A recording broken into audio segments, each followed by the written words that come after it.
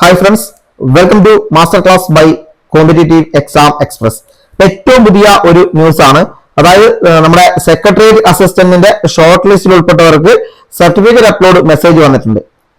നമ്മുടെ secretariat assistant main list, അതായത് നമ്മുടെ മെയിൻ പരീക്ഷ എഴുതി കഴിഞ്ഞ ആളുകൾക്ക് നിങ്ങൾ ഷോർട്ട് ലിസ്റ്റ് ഉൾപ്പെട്ടിട്ടുണ്ടെങ്കിൽ നിങ്ങൾക്ക് നിങ്ങളുടെ പ്രൊഫൈലിൽ ഇപ്പോൾ എന്താണ് മെസ്സേജ് വന്നിട്ടുണ്ട്. സർട്ടിഫിക്കറ്റ് അപ്ലോഡ് ചെയ്യാനുള്ള മെസ്സേജ് ആണ് വന്നിരിക്കുന്നത്.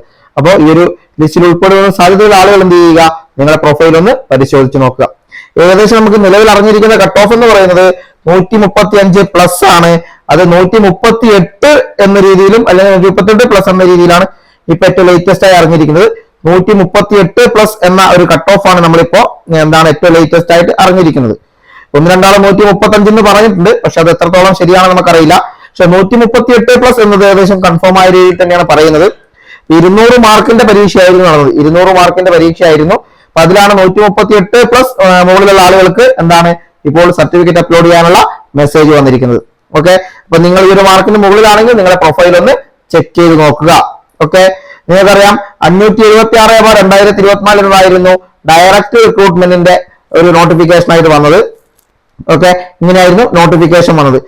ഇതുപ്രകാരം 24/5/2025 28/6/2025 എന്താണ് പ്രിലിംസ് പരീക്ഷ നടന്നു. ഈ ഒരു ഇത് പ്രകാരമാണ് 24/5/2025 28/6/2025 പ്രിലിംസ് നടന്നു. 27/9/2025 മെയിൻസ്, 2 പേപ്പർ ആയിരുന്നു മെയിൻസിന്. 27/9/2025 മെയിൻസും നടന്നു. ഓക്കെ, 200 മാർക്കിന്റെ പരീക്ഷയായിരുന്നു. അങ്ങനെ പ്രിലിംസിന് ശേഷം പ്രിലിംസ് കഴിഞ്ഞപ്പോ 49,073 പേരാണ് പ്രിലിംസ് പാസ്സായത്. 49,073 പേർ പ്രിലിംസ് പാസ്സായി. അവരാണ് 27/9/2025 മെയിൻസ് പരീക്ഷ ചെയ്ത്. പ്രിലിംസിന്റെ കട്ട് ഓഫ് ഏകദേശം 46.7659 ആയിരുന്നു. പ്രിലിംസിന്റെ കട്ട് ഓഫ് 46.7659 ആയിരുന്നു എന്ന് മനസ്സിലാക്കുക. ഈ ഒരു കട്ട് ഓഫിന് മുകളിൽ നേടിയ 49,073 പേരാണ് ഉണ്ടായിരുന്നത്. ഇവര് 27/9/2025 മെയിൻ പരീക്ഷ ചെയ്തത്. അതിന്റെ കട്ട് ഓഫ് ആണ് ഇപ്പൊ ഏകദേശം 138+ എന്ന രീതിയിൽ നമുക്ക് അറിവായിട്ടുള്ളത്. ഓക്കെ, ഇനി നിലവിലെ റാങ്ക് ലിസ്റ്റിന്റെ കാര്യം നോക്കിയാൽ ഇതുവരെ 655 പേർക്കാണ് അഡ്വൈസ് പോയിരിക്കുന്നത്. ഇതുവരെ 655 പേർക്ക് അഡ്വൈസ് പോയി. ഏറ്റവും അവസാനം 17/10/2025 അഡ്വൈസ് പോയിരിക്കുന്നത്. 12/4/2023 എന്താണ് ഈ റാങ്ക് ലിസ്റ്റ് നിലവിൽ വന്നത്.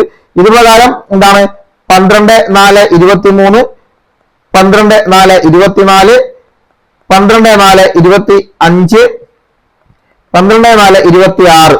ഓക്കെ, 24-ന് 1 വർഷമാകും, 22 2 വർഷമാവും, 26-ല് 3 വർഷമാവും.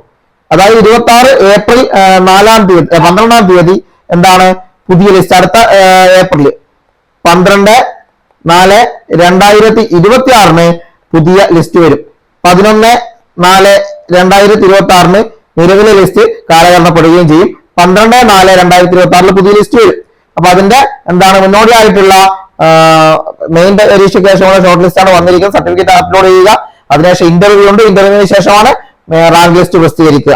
ഓക്കെ, 655 അഡ്വൈസ് ആകെ പോയിട്ടുണ്ട്. 470 ആണ് ഓപ്പൺ കാറ്റഗറിയിൽ നിന്ന് പോയിരിക്കുന്നത്. വിശദമായി നോക്കിയാൽ ഓപ്പൺ കാറ്റഗറിയിൽ നിന്ന് 213 പേരും, EWSൽ നിന്ന് 53 പേരും, ബാക്ക്വേർഡ് കമ്മ്യൂണിറ്റിയിൽ നിന്ന് 265 പേരും, NJD 81. ഇങ്ങനെയാണ് ആകെ 655 നിയമനം ലഭിച്ചിരിക്കുന്നത്. അതിൽ DA 31, ബൈ ട്രാൻസ്ഫർ 12 എന്ന രീതിയിലുണ്ട്. അങ്ങനെ 655 അഡ്വൈസ് ആണ് ഇതുവരെ പോയിരിക്കുന്നത്. കൂടാതെ നിങ്ങൾ നോക്കുക, ഏറ്റവും പുതുതായിട്ട് കുറച്ച് വേക്കൻസികൾ കൂടി റിപ്പോർട്ട് ആയിട്ടുണ്ട്. അതിൽ 2, 3, 4, 5 NJD പുതുതായിട്ട് വന്നിട്ടുണ്ട്. 5 NJD വന്നിട്ടുണ്ട്. അതുപോലെ 3, 4 ഫ്രഷ് വേക്കൻസി, 4 ഫ്രഷ് വേക്കൻസികളാണ് ഏറ്റവും പുതുതായിട്ട് വന്നിരിക്കുന്നത്. അതായത് 5 NJDയും 4 ഫ്രഷ് വേക്കൻസികളും.